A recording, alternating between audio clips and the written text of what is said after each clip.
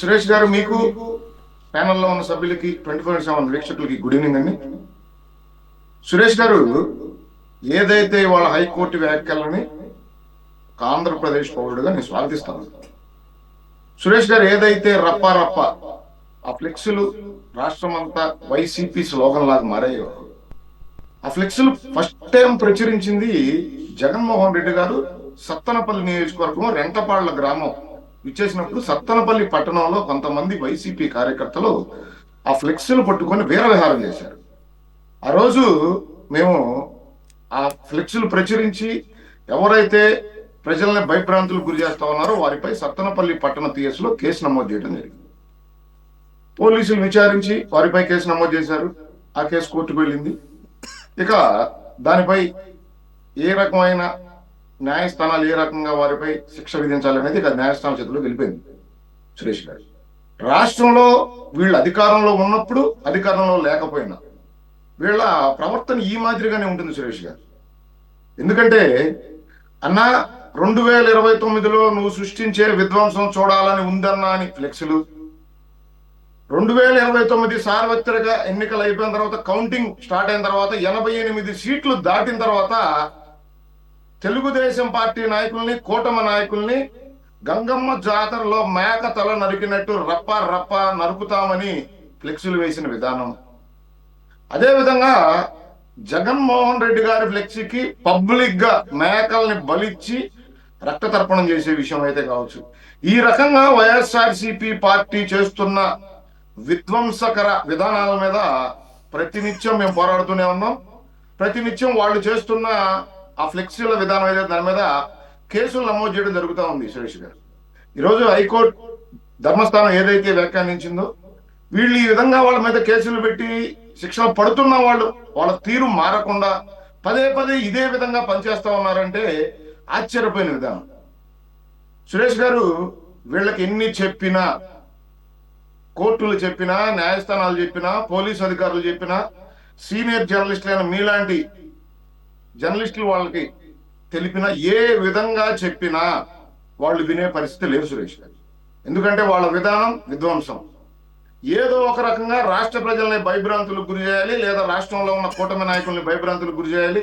మేము అధికారంలోకి వస్తే ఈ విధంగా ఉంటుంది కాబట్టి బీ కేర్ఫుల్, మీరు జాగ్రత్తగా ఉండండి అని ప్రతినిత్యం హెచ్చరించే ధోరణి. 11 సీట్లకి రాష్ట్ర ప్రజలు నెట్టేసిన ఇప్పటికి కూడా వాళ్ళ తీరు మారని పరిస్థితి సురేష్ గారు.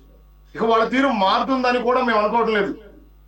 ఎందుకంటే జైలుకు వెళ్ళి వచ్చిన తర్వాత కూడా అంబటి రాంబాబు గారు కానీ, జోగి రమేష్ గారు కానీ, వాళ్ళ పార్టీకి సంబంధించిన నాయకులు ఏ విధంగా రెచ్చిపోతా ఉన్నారు, ఏ విధంగా రాష్ట్రంపైయో, రాష్ట్ర విధానాలపైయో, కూటమిపైయో విషం చిమ్ముతా ఉన్నారు. అదే విధంగా వాళ్ళ కార్యకర్తలు కూడా ఉన్నారు. సురేష్ గారు, నా అధినాయకుడు సరైన దారిలో నడిస్తే కింద కార్యకర్తలు కూడా సరైన దారిలో నడుస్తారు. అధినాయకుడే విధ్వంస విధానం వైపు నడుస్తున్నప్పుడు ఇక కార్యకర్తలు కూడా ఖచ్చితంగా అధినాయకుడు మెప్పు పొందేదానికో, లేదా అధినాయకుడి దగ్గర మార్పులు వేయించుకునేదానికో ప్రయత్నం చేస్తారు తప్ప ఎక్కడ ప్రజాస్వామ్యయుతంగా వీళ్ళు పనిచేసే ఆలోచనలు, వాళ్ళ విధి విధానాలు ఉంటాయి సురేష్ గారు? ఉండవు, ఖచ్చితంగా ఉండవు. ఎందుకంటే వాళ్ళ అధినాయకుడే చంద్రబాబు నాయుడు గారికి సినిమా చూపిస్తా, అధికారంలోకి వస్తే 2.0 చూస్తారు అని ఆయన మాట్లాడుతూ ఉంటే, ప్రెస్ మీట్లో కూర్చొని రప్ప రప్ప అంటే ఒక సినిమా డైలాగే కదా, దానికే భయపడిపోతా ఉన్నారా, దాంట్లో తప్పేముంది అని ఒక అధినాయకుడే కార్యకర్తల్ని రెచ్చగొట్టే విధంగా ఆయన మాట్లాడుతూ ఉంటే, ఇక కార్యకర్తల్లో మార్పు, మనం ఎందుకు ఓటమి చెందాం, రాష్ట్ర ప్రజలు మన పార్టీని దేనికి మూలన కూర్చోబెట్టారని ఆలోచించే తీరు వాళ్ళలో ఎక్కడొస్తుంది సురేష్ గారు? ఖచ్చితంగా మారదు. అధినాయకుడు మారాలి, మన ఓటమికి గల కారణాలను సరి చేసుకోవాలి, ప్రజల్లోకి వెళ్ళాలి, ప్రజల తరపున పోరాటం చేయాలి. ఇక్కడ అట్లాంటి అంశాలు ఏమీ లేవు.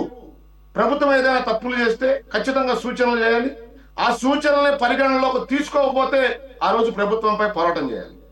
ఇట్లాంటి విధి విధానాలు లేకుండా ప్రతి నిత్యం ప్రభుత్వంపై, నాయకులపై, కుటుంబ సభ్యులపై ఏదో ఒక విధంగా విష ప్రచారం చేసే విధి విధానాలు, అది సోషల్ మీడియా కావచ్చు, ఫ్లెక్సుల రూపంలో కావచ్చు, లేదా వీడియోల రూపంలో కావచ్చు, వాళ్ళకున్న యూట్యూబ్ ఛానల్స్ ద్వారా కావచ్చు, వాళ్ళకున్న ఛానల్స్ ద్వారా నాయకుల మీద, ప్రభుత్వం మీద, ప్రభుత్వం పనిచేస్తున్న పనితీరు మీద విషం జిమ్మే ప్రయత్నం. గతంలో ఎలక్షన్ కమిషనర్ పై సుప్రీంకోర్టు జడ్జిలపై, హైకోర్టు జడ్జిలపై, వాళ్ళ కుటుంబ సభ్యులపై, నాయకుల కుటుంబ సభ్యులపై ఏ విధంగా జుగుప్సాకరంగా సోషల్ మీడియాలో పోస్టులు ఏ విధంగా చేశారనేది రాష్ట్ర ప్రజలందరూ చూశారు. చూసి వీళ్ళ తీరు సరిగ్గా లేదు, ఈ పార్టీ రాష్ట్రానికి అవసరం లేదు, నాయకుడు ఇక తీరు మార్చుకోడు, కాబట్టి రాష్ట్రానికి సరైన నాయకుడు కావాలని చెప్పి కూటమిని ఎన్నుకోవడం జరిగింది. ఈ రోజు కూడా వాళ్ళ ఓటమికి కారణాలు కనీసం రివ్యూ చేసుకోకుండా అదే తీరును కొనసాగిస్తూ, అదే విధంగా ఫ్లెక్సులు వేస్తూ, అదే విధంగా సోషల్ మీడియాలో ప్రచారం చేస్తూ నాయకులపై సినిమా చూపిస్తాం, పరిగెత్తిస్తాం, తలలు నరుకుతాం, విధ్వంసం అంటే ఏందో చూపిస్తాం. ఈ విధమైన ధోరణి వైఎస్ఆర్సీపీ నాయకులు, కార్యకర్తలు కాదు సురేష్ గారు, నాయకులు తీరు మార్చుకుంటే ఖచ్చితంగా కార్యకర్తల్లో మార్పు వస్తుంది. నాయకుడే ఏదో ఒక విధంగా ప్రభుత్వంపై కక్ష సాధింపు చర్యలకు నేను దిగుతాను, ఇదే నా ధోరణి, ఇదే నా నాయకత్వం, ఇదే నా ప్రభుత్వం పనితీరు అధికారంలోకి వస్తే ఖచ్చితంగా కక్ష సాధింపు చర్యలు ఉంటాయి అని ఆయన ఘంటాపథంగా రాష్ట్ర ప్రజలకి, కార్యకర్తలకు చెబుతున్న తరుణంలో ఇక కార్యకర్తల్లోనో లేదా వీళ్ళ నాయకుల్లోనో మార్పు వస్తుందని నేనైతే అనుకోవటం లేదు. న్యాయస్థానాలు హెచ్చరించినా, పోలీసు అధికారులు శిక్షించినా, లేదు కేసులు పెట్టి జైలుకు పంపినా వీళ్ళ తీరు మారే పరిస్థితి లేదు సురేష్ గారు. ఎందుకంటే తీరు మారాల్సింది ముందుగా నాయకుడిది. వాళ్ళని నడిపించే నాయకుడే సరైన మార్గంలో లేనప్పుడు, ఆయన ఆలోచనలే సరైన తీరుగా లేనప్పుడు, జగన్మోహన్ రెడ్డి గారి తర్వాత క్యాడర్, సెకండ్ క్యాడర్, కనీసం వాళ్ళైనా కార్యకర్తలను సముదాయించి ఇదిగో ఇలా కాదు మనం వెళ్లాల్సిన తీరు, ఏదైనా నియోజకవర్గంలోనైనా రాష్ట్రంలోనైనా ప్రభుత్వం ఎట్లాంటి విధానాలను కనుక చేసుకుంటూ పోతే వాటిని మనం ప్రశ్నించాలి, వాటిపై పోరాటం చేయాలి, ఎక్కడైనా తప్పు జరిగితే ప్రభుత్వాన్ని ఎత్తి చూపాలి, ఆ తప్పు జరిగిన ఎత్తి చూపినప్పుడు వాళ్ళు పద్ధతి మార్చుకోకపోతే వాటిపై పోరాటం చేయాలి అని ఎక్కడా పిలుపివ్వకుండా మనం భయభ్రాంతులకు గురి చేస్తామని చెప్పండి, మనం పరిగెత్తిస్తామని చెప్పండి, అధికారం వస్తే ఊళ్ళు ఖాళీ అవుతామని చెప్పండి. అంటే ఏ విధంగా వైఎస్ఆర్సీపీ పార్టీని సమర్థించే వాళ్ళు కూడా మీడియాలో మాట్లాడుతూ రేపొద్దున చంద్రబాబు నాయుడు రాష్ట్రం వదిలి పారిపోతాడు, పవన్ కళ్యాణ్ గారు సినిమాలు తీసుకుంటే వెళ్ళిపోతాడు, 88 సీట్లు దాటితే ఊళ్ళు ఖాళీ అయిపోతాయని చెప్పి ఏదైతే కార్యకర్తలను రెచ్చగొట్టే విధంగా వైఎస్ఆర్సీపీ పార్టీ అధినాయకుడు కానీ, ఆ పార్టీలో ఉన్న కార్యకర్తలు కానీ, నాయకులు క్యాడర్, అదే విధంగా వైఎస్ఆర్సీపీ పార్టీని సమర్థించే సపోర్టర్స్ కానీ ఈ విధంగా మాట్లాడుతున్నప్పుడు కార్యకర్తల్లో మార్పు ఏ విధంగా వస్తుంది సురేష్ గారు? అసలు వాళ్ళు మారతారని మనం ఏ విధంగా అనుకోవాలి? ఇప్పటికైనా జగన్మోహన్ రెడ్డి గారు, వాళ్ళ పార్టీకి సంబంధించిన నాయకులు రమేష్ గారితో సహా దయచేసి మీరు ఆ విధి విధానాలతో మీ పార్టీ నడపవద్దండి. కార్యకర్తలకు మీరు చెప్పాల్సింది ప్రభుత్వంపై పోరాటం చేయాలి, ప్రజల తరపున నిలబడాలి, ప్రభుత్వం తప్పు చేస్తే గొంతెత్తి చాటాలి, మీ విధి విధానాలతో ప్రజల్లోకి వెళ్ళాలి. అది తప్ప ఈ విధంగా ప్రతి అంశంపై ఫ్లెక్సీలు వేయటం, ఏదో ఒక విధంగా అక్కడ లా అండ్ ఆర్డర్ సమస్య సృష్టించే విధంగా పనిచేయటం, ఒకవేళ వీళ్ళు తప్పు చేశారని కేసులు పెడితే వెంటనే మీడియా ముందుకు వచ్చేసి వైఎస్ఆర్సీపీ పార్టీ నాయకులు రెడ్ బుక్ రాజ్యాంగం, కూటమి ప్రభుత్వం లేదా నారా లోకేష్ గారు, చంద్రబాబు నాయుడు గారు, పవన్ కళ్యాణ్ గారు మా కార్యకర్తలపై కక్ష సాధింపు చర్యలకు దిగుతా ఉన్నారు. ఇదే కదా సురేష్ గారు వీళ్ళు ఈ 2 సంవత్సరాలుగా మాట్లాడుతూ ఉంది మీడియా ముందుకు వచ్చి, ఈ రోజు న్యాయస్థానాలు మాట్లాడుతూ ఉన్నాయి, వీళ్ళు ఈ విధంగా చేస్తా ఉన్నారు, ఇది తప్పు, ఇప్పటికైనా పద్ధతులు మార్చుకోండి, మార్చుకోకపోతే ఖచ్చితంగా రాబోయే రోజుల్లో మీరు పద్ధతి మార్చుకునే విధంగా మా చర్యలు ఉంటాయని చెప్తా ఉన్నారు. నేను మీ ద్వారా, మీ ఛానల్ ద్వారా వైఎస్ఆర్సీపీ పార్టీ అధినాయకత్వాన్ని రమేష్ గారితో సహా మీరు ఈ విధి విధానాల నుంచి బయటికి రండి, పోరాటం చేయొచ్చు, ప్రభుత్వాన్ని ప్రశ్నించవచ్చు, కానీ ఇది సరైన మార్గం కాదు. ప్రజల్ని భయభ్రాంతులు గురి చేసే విధానమో, నాయకుల మీద కక్ష సాధింపు చర్యలు దిగుతామనే విధానమో, పరిగెత్తిస్తాం రప్ప ఇవన్నీ ఎక్కడండి? అసలు ఈ రాజకీయాల్లో ఎటువైపు తీసుకెళ్తా ఉంది వైఎస్ఆర్సీపీ పార్టీ? దేశంలో ఎక్కడా లేని విధంగా ఈ వైఎస్ఆర్సీపీ పార్టీ నడుస్తూ ఉంది, ఈరోజు నడిపిస్తా ఉన్నారు. ఆ పార్టీకి సంబంధించిన నాయకులు వాళ్ళ భాష, వర్రా రవీంద్ర రెడ్డి అయితే కావచ్చు, సజ్జల భార్గవ రెడ్డి అయితే కావచ్చు, బోరుగడ్డ అనిల్ అయితే కావచ్చు, పంచి ప్రభాకర్ అయితే కావచ్చు, మొన్నటిదాకా మహిళా నేత పేరు మర్చిపోయాను నేను, ఆమె అయితే కావచ్చు, ఈ విధంగా చెప్పుకుంటూ పోతే వీళ్ళు ఈ రోజు ఏం చెప్తారంటే వాళ్ళందరికీ మా పార్టీకి సంబంధం లేదు, వాళ్ళు మాట్లాడే మాటలకి మాకు సంబంధం లేదు, వాళ్ళు మా కార్యకర్తలే కాదు. మరి ఆ రోజు వాళ్ళ వంతున ప్రజల మీద పడి ప్రభుత్వం పైన, జడ్జీల పైన, నాయకుల పైన, అధికారుల పైన నోటికొచ్చిందల్లా మాట్లాడుతున్నప్పుడు అధికారంలో ఉండి మీరు వారి మీద చర్యలు ఎందుకు తీసుకోలేదు? ఈ రోజు మేము చర్యలు తీసుకుంటా ఉంటే రెడ్ బుక్ రాజ్యాంగం అంటారు. ఎక్కడైనా ఎవరైనా తప్పు చేశారు, ఈ ఫ్లెక్స్ చేశారు, ఇది తప్పు, ఇది కరెక్ట్ కాదు, ఆ కార్యకర్తలకు భయం నేర్పాలి, వాళ్ళని సరైన మార్గంలో నడిపించాలని ఎక్కడైనా పోలీస్ కేసులు నమోదు చేసి వాళ్ళని జైలుకు పంపితే ఇదిగో మా కార్యకర్తల మీద దాడి, రెడ్ బుక్ రాజ్యాంగం, భయభ్రాంతులకు. ఎవరిని భయభ్రాంతులకు గురి చేస్తా ఉన్నారనేది ఇవాళ రాష్ట్ర ప్రజలు చూస్తూ ఉన్నారు.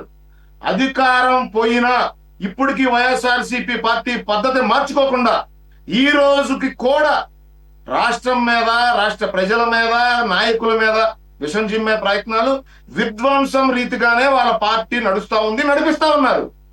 చివరికి హైదరాబాద్ కి జగన్మోహన్ రెడ్డి గారు కేసు పని మీద వెళ్తే అక్కడ కూడా రప్పా అనే ఫ్లెక్సీలు.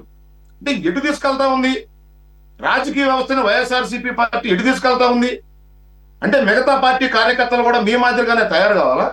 ఆ విధంగానే మీ ఆలోచన ఉందా?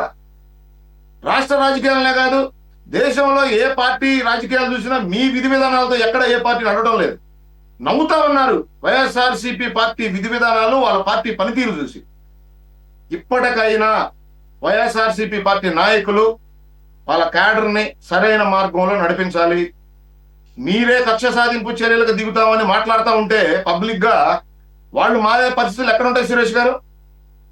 ఎన్నిసార్లు మేము మొత్తుకున్నా, మీరు మొత్తుకున్నా, అపోజిషన్ లో ఉండి వీళ్ళ మీద మేము కేసులు పెట్టినా, అధికారంలోకి వచ్చిన తర్వాత ఈ విధంగా పనిచేస్తా ఉన్నారని కేసులు పెట్టి నమోదు చేసినా ఇప్పటికీ వీరు తీరు మారటం లేదు. ఏమన్నా అంటే నారా లోకేష్ గారు రెడ్ బుక్. మనం తప్పు చేస్తూ అధికారులు చర్యలు తీసుకుంటే దాన్ని నారా లోకేష్ గారి మీదకో, కూటమి ప్రభుత్వం పైకో, లేదా రెడ్ బుక్ అంటాము. సరే కానీ ఒక నిమిషం, మీరు చాలా సుదీర్ఘంగా స్పీచ్ ఇచ్చారు, కానీ అసలు ఎంతకన్నా హైకోర్టు దొబ్బులు పెట్టింది ఎవరిని? ఓహో, మీరు మమ్మల్ని తగులుకున్నారా? మళ్ళీ మిమ్మల్ని నేను తగులుకుంటాం కదా, హైకోర్టు తగులుకుంది. హైకోర్టు మిమ్మల్ని తగులుకుంది. It is the failure on part of law and order and police department. మీరు కనుక సరైన చర్యలు తీసుకొని ఉంటే ఈ రకమైన పరిస్థితులు వచ్చేది కాదు. మా మీదే ముందు అందరికన్నా అటాక్ చేశారు, జడ్జిల మీద. 2020లో మేము కేసులు మేము కంప్లైంట్ చేస్తే కేసులు పెట్టి తర్వాత మేము సిబిఐకి రెఫర్ చేస్తే ఆ సిబిఐ కూడా ఏం చేసిందో తెలియదు అనే దుర్భరమైన పరిస్థితిలో హైకోర్టు మాట్లాడింది. హైకోర్టుకే దిక్కు లేదనమాట. సిబిఐకి ఎంక్వైరీకి ఇస్తే ఓకే, అప్పుడంటే జగన్మోహన్ రెడ్డి గారు 2020లో ఉన్నాడు కాబట్టి ఆయన కేంద్రంతో సత్సంబంధాలతో ఇన్ఫ్లుయెన్స్ చేశాడు అనుకుందాం. 2024లో మీరు వచ్చిన తర్వాత హైకోర్టు జడ్జిల మీద ఈ రకమైన వ్యాఖ్యలు చేశారంటే ఇంక మిగిలిన మామూలు ప్రజల పరిస్థితి ఏంటి, సామాన్యుడి పరిస్థితి ఏంటి అని చెప్పేసి మీరు దాన్ని ఫాలో అప్ చేసి సిబిఐని ఎక్కడి వరకు వచ్చింది దీన్ని అని మీరు కూడా ఎన్డీఏలో ఉన్నారు కాబట్టి ఎన్డీఏని ఒకసారి గుర్తు చేసి లేదంటే కనుక కాస్త చివాట్లు పెట్టి దాని సంగతి ఏంటో చూడాలి కదా అని చెప్పేసి అంటే మీరు తీసుకెళ్ళి దాన్ని అంటే కోల్డ్ స్టోరేజ్లో పడేస్తారా?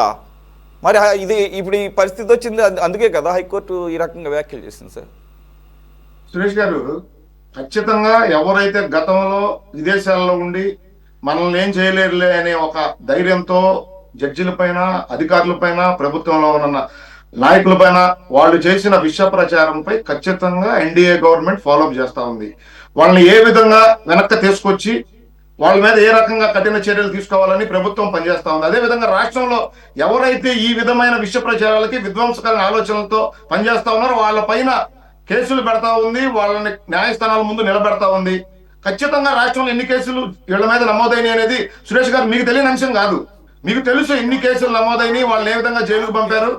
నాకు తెలియపోవచ్చు, హైకోర్టుకు తెలియని పరిస్థితి కాదు కదా. కేసులు పెడితే సరిపోదు. అక్కడ ఏమంటున్నారు, మీరు కేసులు పెట్టి సరిగ్గా దర్యాప్తు చేసి మా ముందు గనక నిలబెడితే మేము వాళ్ళ మీద చర్యలు తీసుకుని ఉంటే మళ్ళీ ఇటువంటి రిపీట్ చేసేటటువంటి సాహసం చేసి ఉండేవాళ్ళు కాదు. కాబట్టి పోలీసులు నిద్రపోతున్నారు, పోస్టింగ్లు చేసేవాళ్ళు రెచ్చిపోతున్నారు అని చెప్పేసి స్వయాన హైకోర్టు. సరే, అట్లీస్ట్ ఇప్పటికైనా నిద్రలేచి, లేకపోతే మీ ప్రభుత్వం వారిని నిద్రలేపి సరిగ్గా వారి డ్యూటీని వాళ్ళు చేయమని చెప్తే కాస్త మిగిలిన 3 సంవత్సరాలైనా కానీ సర్దుకుంటాయి రాష్ట్రంలో పరిస్థితులు. మీరైనా వైసీపీ ఇక్కడ నిన్నేమి హైకోర్టు ఏమి సెగ్రిగేట్ చేయలేదండి. వారు వైసీపీ వాళ్ళను పోస్టులు పెట్టేది, టీడీపీ వాళ్ళను చెయ్యరు కూడా ఎవరు. న్యాయస్థానాలు చెయ్యి, మేము కూడా చెయ్యం, ఎవరు చేయరు సరైనోడు అయితే కనుక.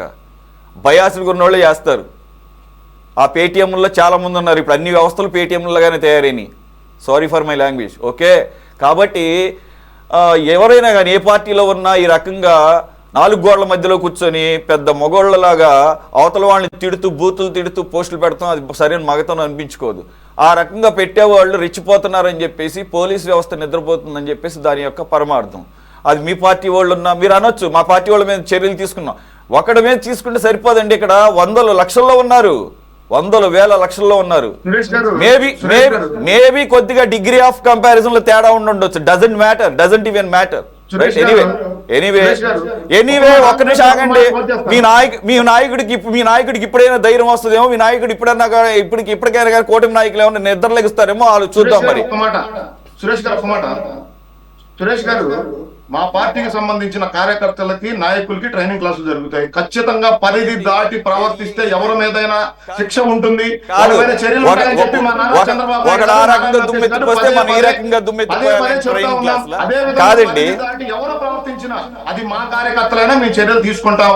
దాంట్లో ఎటువంటి తారతమ్యాలు లేవు. రెండో అంశం, ఖచ్చితంగా ఈ రోజు ఎవరైతే పరిధి దాటి ప్రవర్తిస్తున్నారో వారిపై కేసులు నమోదు చేయడం జరుగుతుంది. వారిని న్యాయస్థానాలతో సాక్ష్యాలతో సహా నిలబెడతా ఉన్నాం. ప్రభుత్వం ఏ విధంగా పనిచేయాలి, ఏ విధంగా పనిచేస్తుంది అనేది చూద్దాం. మీకు తెలియని అంశం ఏం కాదు. మనిషి తప్పు చేశాడు, ఈ విధంగా మాకు కాకపోయినా న్యాయస్థానాల ముందు హైకోర్టుకైనా ఒక ఓకే వినండి. ఓకే సార్, వినండి సార్, ఆగండి మీరు ఒక నిమిషం. మీరు ఆగండి. ఓకే మీరు బాగా నిలబెడుతున్నారు, సరిగానే కనపడుతుంది. కానీ పాయింట్ ఏంటంటే, మీరు తక్షణ కర్తవ్యం ఏంటంటే కనీసం హైకోర్టుకి ఒక భరోసా మార్పు వచ్చిందని చూపించాలి అంటే మీరు అర్జెంటుగా ఢిల్లీ ఫోన్ చేసి 2020లో సిబిఐకి అప్పచెప్పినటువంటి కేసు హైకోర్టు జడ్జిల మీద ఏమైంది అని చెప్పి దాని స్టేటస్ కోని తీసుకొచ్చి హైకోర్టు ముందు పెట్టి, లేదా దాన్ని కనుక ఆ ఫైల్ని బయటికి తీసి కనుక ముందుకు వెళితే అప్పుడు ఓకే రైట్, అట్లీస్ట్ ఒక కదలికి వచ్చిందని చెప్పేసి ఉంటుంది. హైకోర్టు జడ్జిల మీద పెట్టినటువంటి వాటికి లేకపోతే రైట్. ఓకే, ఆ పని చేయండి సార్. ఇక నేను ఇప్పటికే చాలా టైం ఇచ్చాను. ఓకే, ప్రభుత్వం ఆ రకంగానే పనిచేస్తా ఉంది.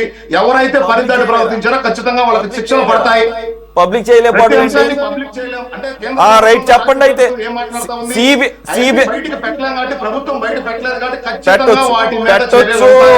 పెట్టొచ్చు 2020 ఎక్కడ, 2026 ఎక్కడ, 2020 ఎక్కడ, 2026 ఎక్కడ?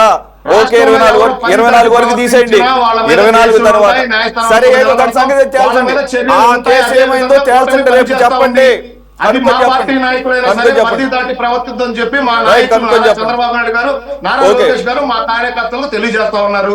ఇది మా పార్టీకి సంబంధించిన అంశం. ప్రభుత్వం ఏ రకంగా టైం ఎక్కువ లేదా అండి? ఒక్క నిమిషం ఆగండి, చాలా సమయం ఇచ్చారు మీకు ఇప్పటికే. రమేష్ గారు.